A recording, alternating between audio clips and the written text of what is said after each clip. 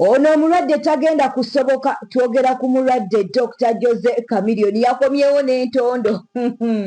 Avuddeyo n'abeera ng'ate atabukira Eddy Kenzo, pulezidenti w'abayimbi, kw'ossa n'abayimbi bonna abali mu federation oba bali mu kibiina ekyo eky'abayimbi. Avuddeyo n'alyoka agamba nti ne watabaawo n'omu akiikirira kibiina akujja kumwaniriza ng'akomyewo ku kisaawe.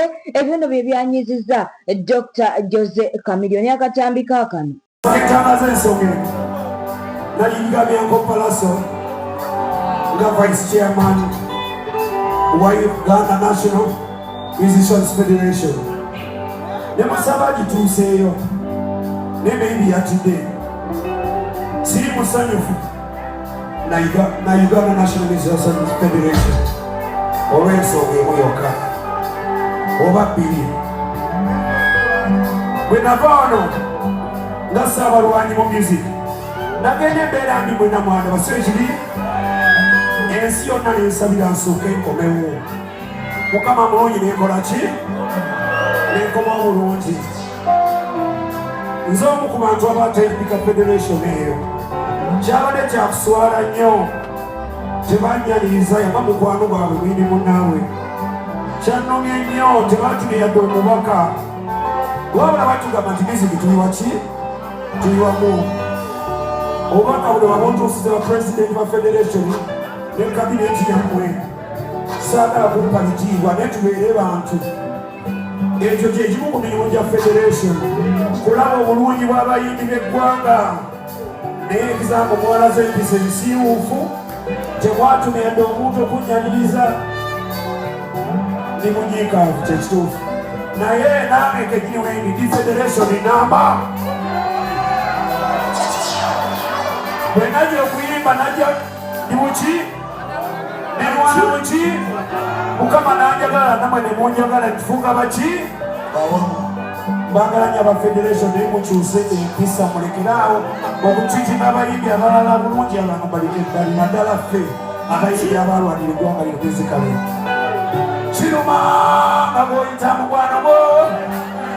Yes, wetuvaako eyo kkiriza ate tubeere nga tugendako ewa ALIENSKIN. Ewa ALIENSKIN munange tebinabeera bulungi. Amawulire ge tufuna ku Newspack Channel galaga nti ono yatwaliddwa mu ddwaliro kubanga munnange baamuyisizzaamu kaawo. Yafunyeefunyeemu kaawo ku busago ate n'emmotoka ze zibeera nga zoonooneka. Kaakati nno ye yabadde emabega w'ekikolwa kino yavuddeyo ne yeewaana. Oluvannyuma lwa ALIENSKIN okuba nti no munnange yakubiddwa olunaku olw'eggulo, kaakati abafangoni ate olutalo balutunuzza mu banuupu. Jjukira nti neya abadde emabega w'okukubibwa kwa munnaffe ALIENSKIN yabadde wa nuupu. Kaakati nno Rama atandise okuba nti no ayuza buli kintu kyonna oba lugoye oba biki ekirimu red. Olw'obusungu obungi atandise okuba nti no ayuza buli kimu ekirimu red teyeetaaga kumanya. Katukuwa katambike. Kati mugenda laba ku bukyayi bwa fangoni mukuba mutyali kuno kubaamu red mukayuliza neweeba TV ng'eriko red njasa.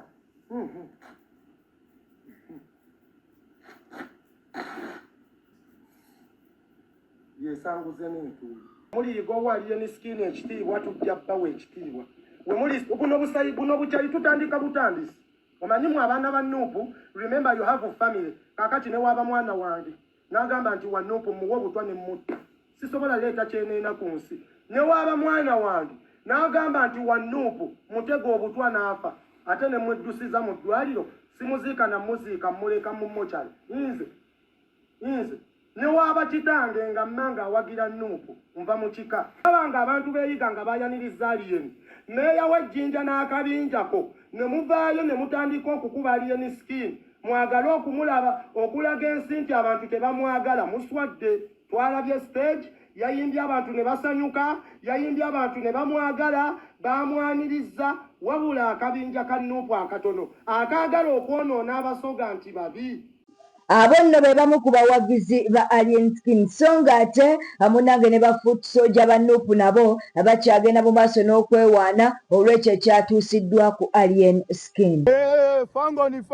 Fangoni mwakiguddeko ALIENSKIN koma nnyoko nagamba tolina security weewaana wano buli jombo olina sima ya bukabadiya olina bumagumba bw'abadde wajjo nga bakusatta just kyalo kyabaguddeko ne kibasatta osegera ALIENSKIN bukyanga omanyira bannakampala bagudde ku bannakyalo bana ba munkatuwe bayitayo iganga tozanyira ku bantu ebyo gy'omanyira manyira abantu ALIENSKIN n'okubakuba abantu kale nekyewunyisa okimanyi tewakubye tewayombye wabula bayogedde ku pulinsipo oyogera otya ku pulinsipo gwe nolowooza tojjavayo mirembe odda ku bantu ŋŋaŋe namwe bayimbire bagambe nga naye njagala leero nawe ogamba aba NUP kye bakoleddeeyo tolaba nti bulijjo magumba mwakola misinde mujja kulaba ne ku faces mutamanyi tukimanyi muli mutamanyi mwe tubamanyi muli batitizi mwakola misinde jo mwabadde wammwe mazima ddala nga bakuba mukama wammwe mwabadde wammwe mulijjo just muli awo kumulira mmere kumukutirako kumuvimbirako muzindako bakazi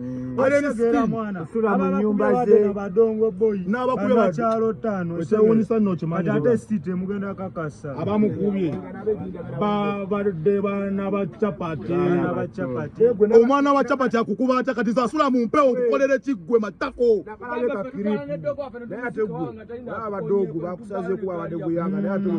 kale mwana gamba wetujja 5 nakuwoninga dda mali kukwatako maximum respect mwana abana b'ejjinja mwana ze mbagala nnyo mwakola misinde bange tubamanyi just mwasinga kola misinde mbirigo street yaji nyatusa n'okukalira nga bali mukuba mukama wammwe nga mwekwese temusobola bambo kati tulifango nimwe mamatako nabagamba ALIENSKIN nagamba bajja kukuba wannakyalo bali kugwako muyaziri labayo salabusazo ogyembalo kakase salabusazo ogyembalo bana b'empalu ojawulira abana b'embalu kkiriza tubuzeko ku ndagiro Prosi Nalunga Harriet Adohamada Mirembe Hawa Madina tukutumiddeko Douglas Mulamuzi Fauza Shifra tukutumiddeko Rema Witi tukutumiddeko Idi Mubaraka Rashida Nabayaza ate mulowooza Gashumba tavuddeyo n'abeera ng'ayisaamu eggaali abanuupu agambye mbu abanuupu ekizibu ekibatawaanya mbu temwasoma mukozesa busimu bwalayisi lwaki ye tumwogereramu n'agamba ffe tubyogedde katubikuwe ne baba kijjanja bwe bati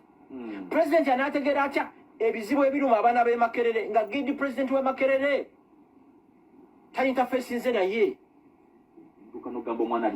abo basiru abo abadiscussing ebintu by'e Makerere tebalina muntu yali asomeddeko Makerere oba tebagendangayo nkwogera ekirala Prime Minister Nabbanja Robina my sister my friend ng'akyala ewaffe taata wange twali twabya Lumbeerwe Masaka ye yali omugenyi omukulu Sewungu teyaliiwo yagana omubaka Sewungu yagana n'alimba mu ali South Africa nenkubira abagenzi bange abacoordinating amasimu ne bagamba ali Makindi Prime Minister w'eggwanga akyala atya mu constituency yo n'ogaana mb'olw'okuba gwe wagira NUP mu receiving mu bitiibwa omubuulire ebizibu ebiruma bannakalungu era kwolwo yajja n'atuyamba n'atuserekera kereziya yaffe n'atwalira miliyoni 2 kati Sewungu abeera kubeerawo oluusi twali mukuddeko ekirala abayayi bagiyita luseke twali mukuyo oluseke oluki Sewungu okulisivinga Nabbanja tikikujja mu NUP osigala owagira NUP yo mutabani wa Nyanza okulisivinga president w'eggwanga tekimujjako kibiina kya belonging ate bangambe ate mbu kituufu muba NUP tyemwana ticket I don't know ate yamuwa ticket aliyo ku lulwe ku independent yawangulanga independent yes ate bagamba mambo ali designing ne bavuga ni kitabe muna yali za akatulira kati nze Gashumba ngabera mu kibiina wano wabeera we kibiina kyaba comedians badikula abadingo ye NUP abanyankola abo balina ekyo kye batusinga n'abantu b'engulu President Museveni bw'akyala e Kabaale nga area MPFDC yamuwero kaminga nga yakava ne mu nnyonyi n'amubulya challenges z'ekitundu kubanga he's the president. Museveni mambuka we bakola nzija Museveni oba omwagala oba tomwagala yasalawo kinde kuba likolebwe. Ministry ya works nebaganye ne kuba likolebwe aligana ate abali mu cabinet bangamba omuntu yekka amuchallenging mu cabinet yekadaaga malitwalo amuchallenging yekka namugamba okay we defy it abalamu nabo era basese president yekatonda wokunsi oyagala toyagala jeez chokola mu covid yagamba nga busibewo ne sibawo kwongera mwakalala olwokuba yekatonda president ye muntu yekka akujja kalabba nga bagenda kuhanginga ku ssaawa 4 kusatu n'ekitundu nakupadoninga kati omwana ono okulisivinga president tekirimu sitaani actually nze sigaana abantu kwogera kyeŋŋaana ye message nze have disagreed with President Museveni. Abanuupu nno batandise okwerwanyisa bokka na bokka naddala ba foot soldiers. Akaakati waliwo olutalo olubaluseewo wakati wa Wumalu Kiseka akw'ossa ne Fred Lumbuye. Wumalu Kiseka avuddeyo n'abeera ng'ate ayisaamu eggaali Fred Lumbuye, so ng'ate ne Fred Lumbuye yavaayo n'abeera ng'ate atabukira Wumalu Kiseka. Katukuwa akatambi kano tuba twagugulanako ng'ekyatugugulanya kwali kudda mu kalulu na butadda mu kalulu nomala with time nokkiriza nti wali okola mistake tudde mu kalulu kitegeeza nali mutuufu then empalana lwaki oba okyagisaawo lwaki oba okyamba otaateekawo empalana eyo ey'ekyana ekito ey'omu byalo ng'okutandika kuloga baana banneyiba kubanga basomera mu masomero amalungi ebyo ebipalana walana then komawo lwaki oba okyanteekako embeera eyo kujjako okubeera mu byako kukulira mu byalo bakulira eyo mpalana teggwawo ffe tuli basajja tuyombamu leero olweggulo ne tuseka